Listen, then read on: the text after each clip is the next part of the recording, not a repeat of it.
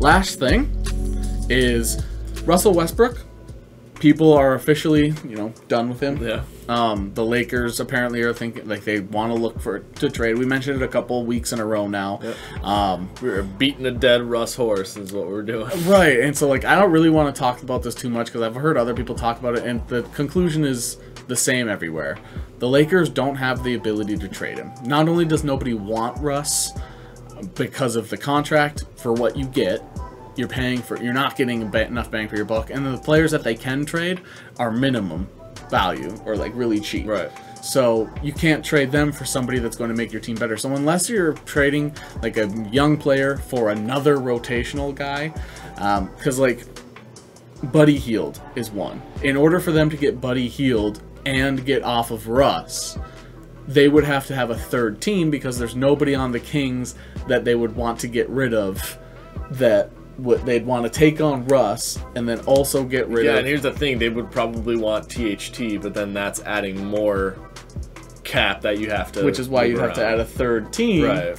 And it's just... I don't think a third team is going to join in to simply help the Lakers unless the Lakers give up 5 first-round picks, 3 to one team, 2 to another. The only thing you can think of is, obviously what we talked about last week, would be the Love and Rubio.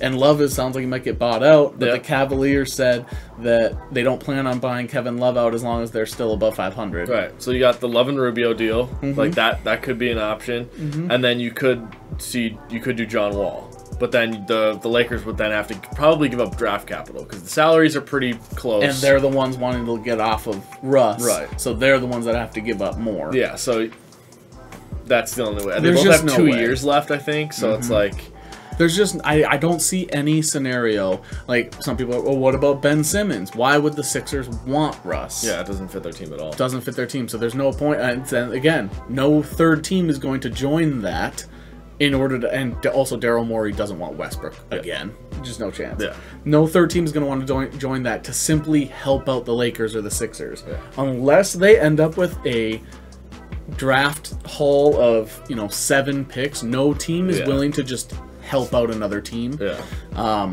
So I don't see the Lakers being able to do anything. I think those are the only 2 options.